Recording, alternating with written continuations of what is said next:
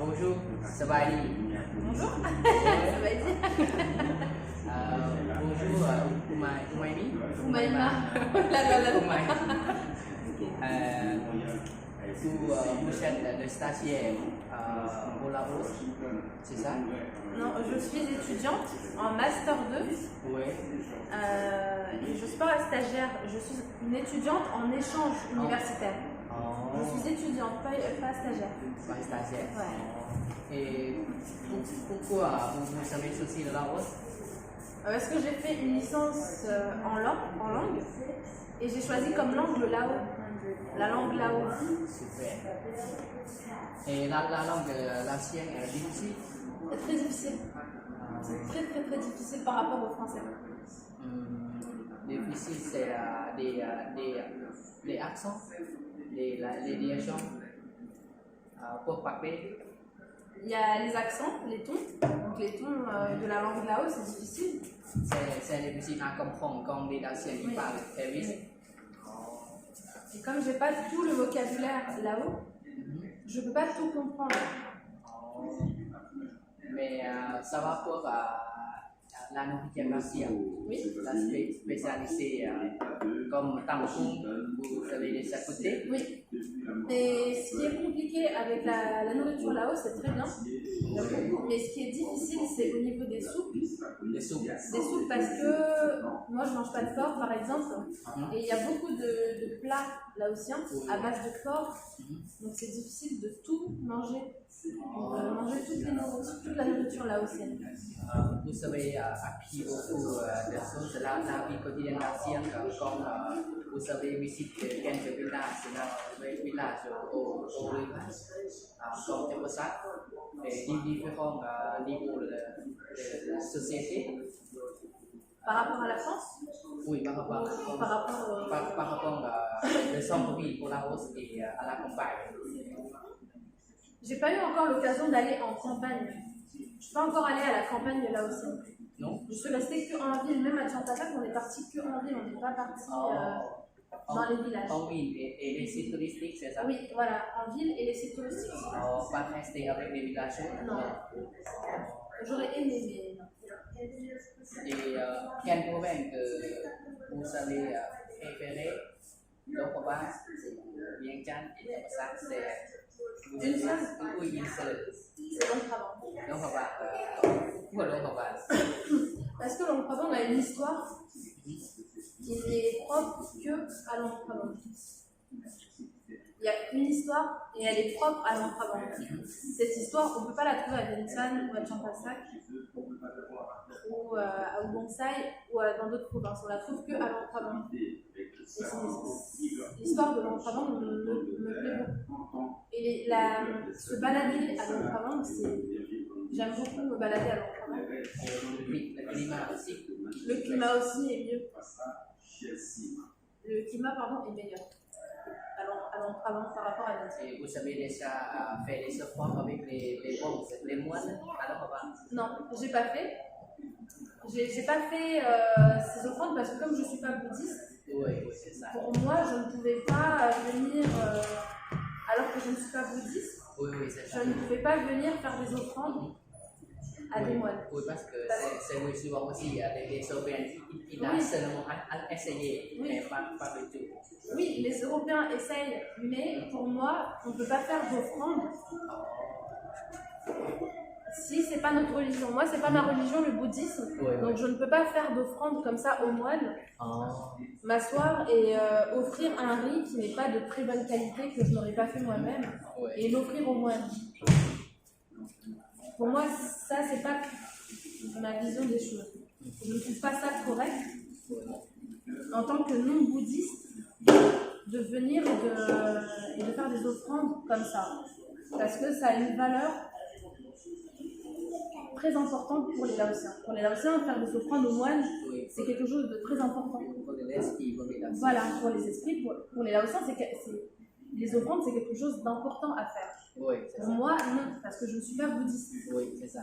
Seulement observer et regarder. Observer, regarder de loin, mais pas Ouais. participer. Comment vous pensez des étudiants d'anciens qui apprennent votre langue?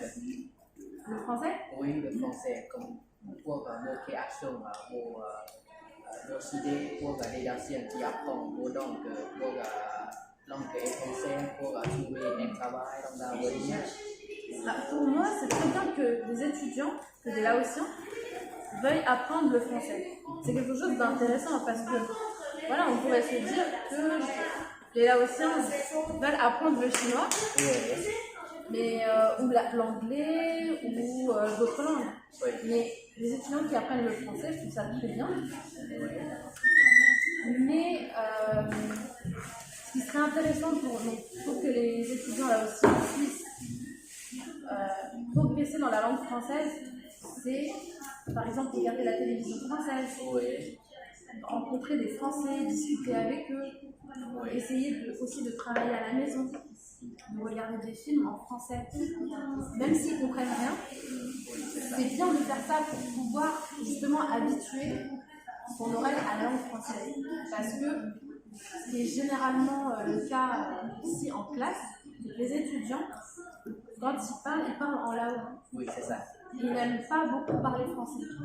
Et donc, il faut trouver des activités Oui, c'est ça. qui les poussent à parler français. Donc, par exemple, pour les 4e années, ceux qui sont en tourisme, leur demander de faire un projet, présenter la province où ils veulent travailler, présenter les sites touristiques et pourquoi est-ce que ces sites touristiques sont importants à visiter et pas d'autres. Oui, parce que c'est là, les étudiants qui sont très bien, qui préparent très bien, c'est important pour attirer les touristes, c'est ça, attirer les étrangers qui vont visiter. C'est ce que j'ai d'ailleurs expliqué hier aux étudiants de 4e année en tourisme, c'est qu'il faut pouvoir présenter Oui, de manière correcte oui, un site touristique. Par exemple, si tu es guide et que moi je suis une touriste française et que je viens te demander de me faire visiter Vientiane, il faut que tu puisses me faire visiter Vientiane et m'expliquer les sites touristiques.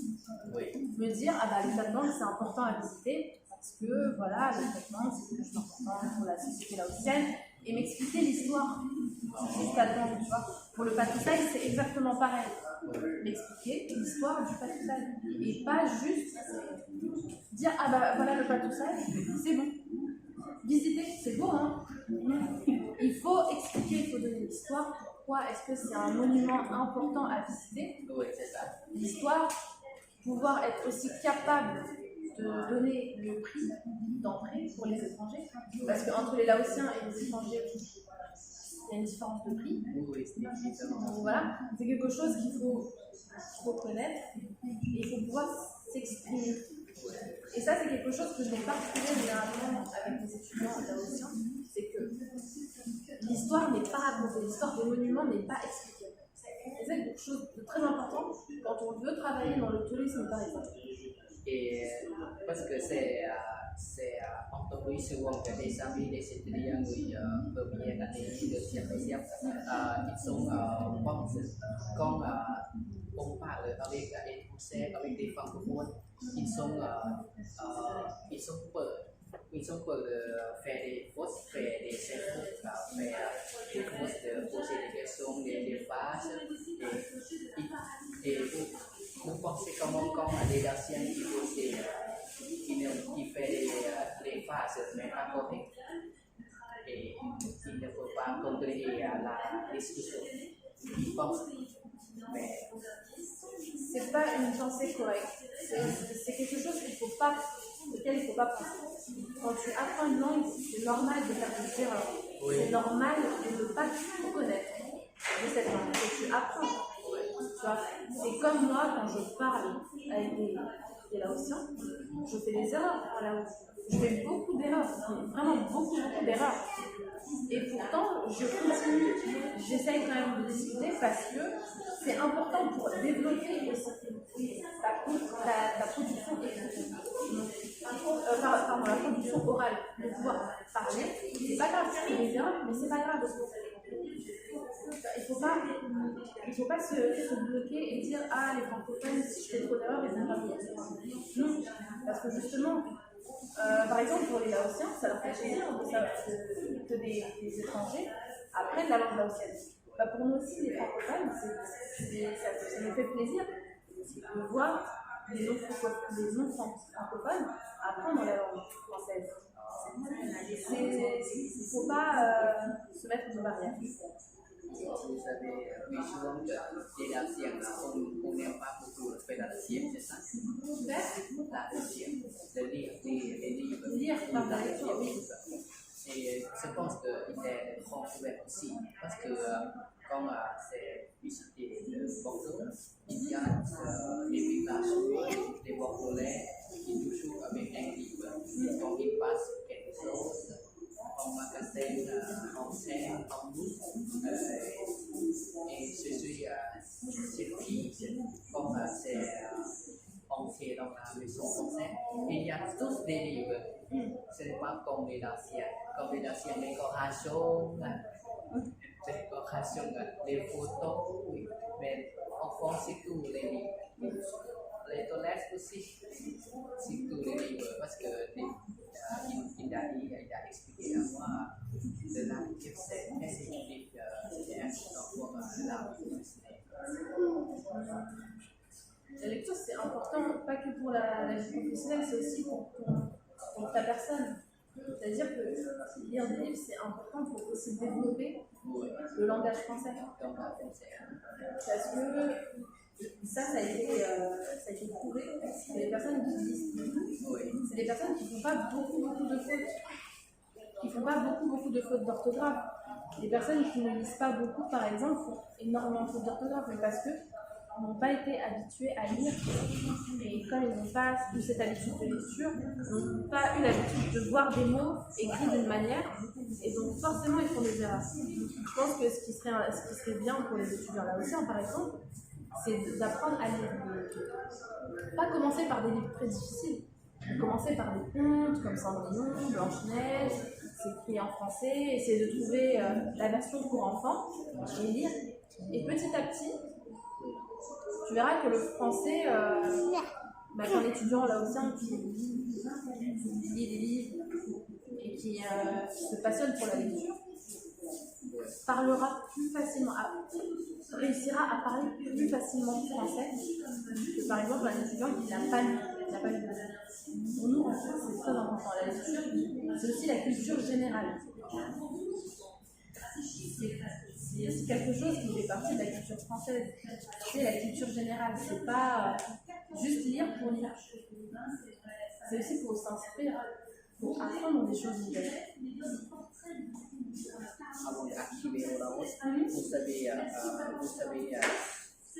connaître un petit histoire de là?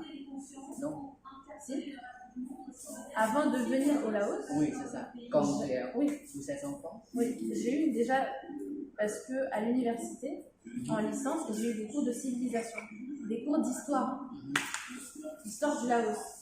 Et donc forcément, je connais un peu l'histoire du Laos. Je ne connais pas tout, mais je connais quand même pas mal de choses sur le Laos, sur la culture.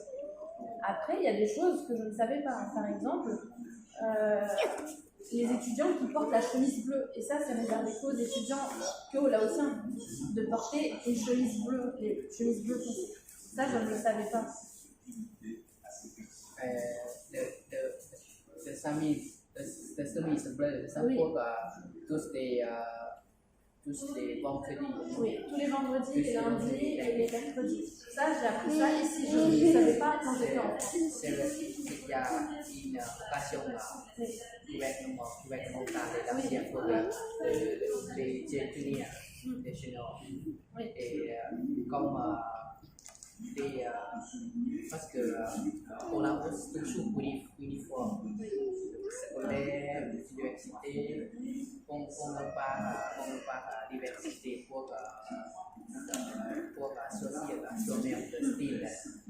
Ce n'est pas comme les Européens, les Américains qui social de style, ce n'est pas important pour mes vêtements des styles pour social soi-même. Mais au Laos, si on n'a pas fait, si on n'a pas fait comme les autres, le professeur va punir. Ah, Oui, c'est ça. C'est pour ça ici, tous les étudiants, tous les lycéens, tous les petits à l'école qui font comme tout le monde. nous en France, on n'a pas d'uniforme. Que ça soit à l'école primaire, le collège, le lycée, l'université, il n'y a pas d'uniforme. Ouais. Les seules écoles où il y a des uniformes, c'est des écoles privées. C'est l'école privée. Mais comme le lycée privé, le collège privé, l'école primaire privée, ça, il y a des uniformes. Les étudiants sont obligés de porter des uniformes. Mais quand c'est des établissements publics, il n'y a pas besoin de porter d'uniforme. On n'a pas d'uniforme à porter, tu viens habillé comme tu veux. Simplement, il faut quand même respecter certaines choses. Par exemple, tu ne peux pas venir avec un short très court, avec un débardeur ou avec des vêtements pas corrects en classe. Et sinon, tu peux venir habillé comme tu veux.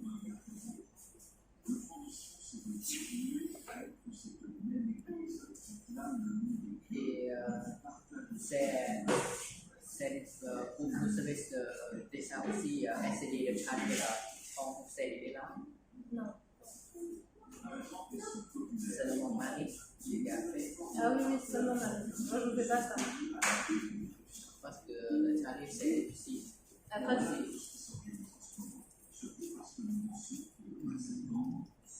Et combien de temps que vous restez au Laos? C'est 6 mois? Normalement, je devais rester ici 6 mois. Je suis venue le 3 décembre 2019 au Laos. Oui.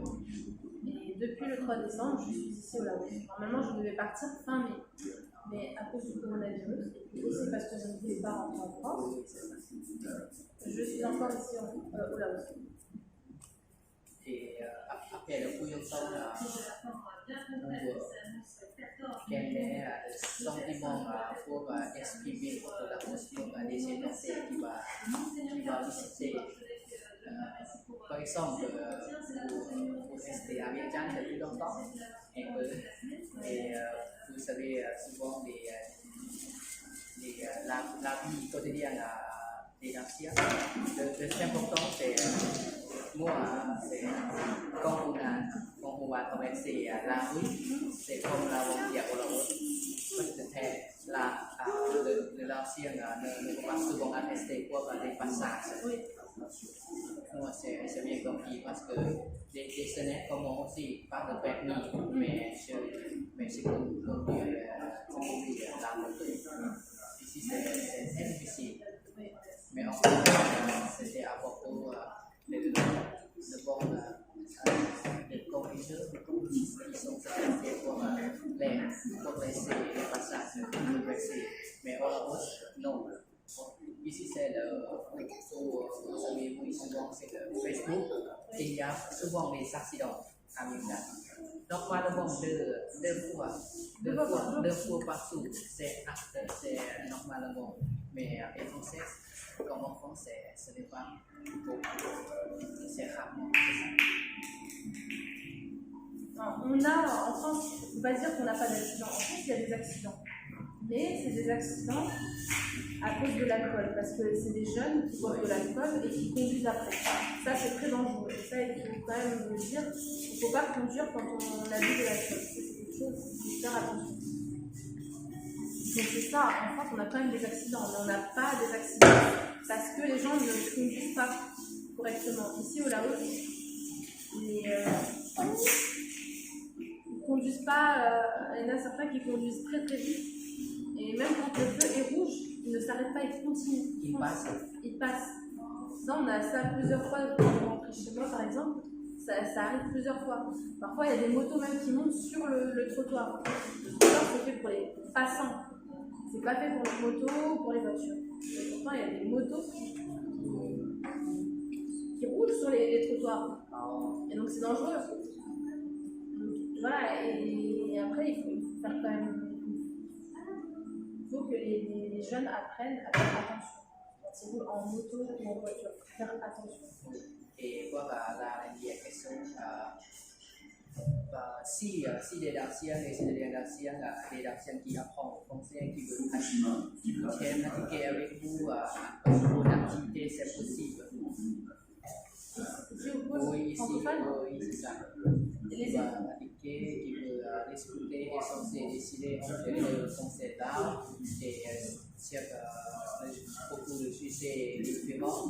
Par exemple, la difficile entre la français et la haute, parce que je pense qu'il y a aussi des nations qui veulent pratiquer avec les francophones sur les natifs français. après, le pôle francophone est ouvert à tous les étudiants qui font le français, qui apprennent le français, Oui. mais aussi à tous les étudiants, je pense, de l'UNL.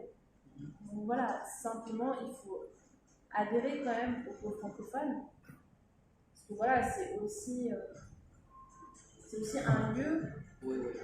où les étudiants qui apprennent le français Oui.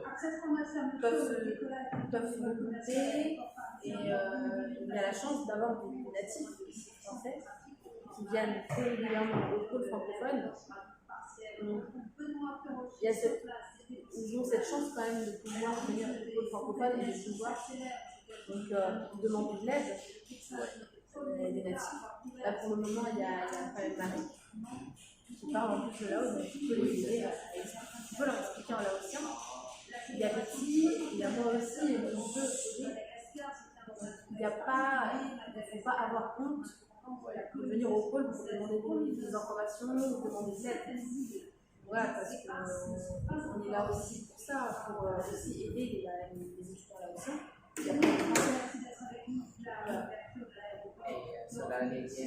Merci beaucoup. Merci beaucoup. Pour la spécialité aujourd'hui, c'est pour l'amitié français qui se passe au Laos. Pour les Américains, ils aiment aussi le tourisme et visite les autres provinces. Et ceci, c'est aujourd'hui pour échanger des idées, poser des questions. Et ceci aussi, suivre les idées ici, ça fait des erreurs pour diplôme. Il n'y a pas de souci. Il n'y a pas de souci, j'ai compris. Donc c'est l'essentiel. Oui. Voilà. Ok.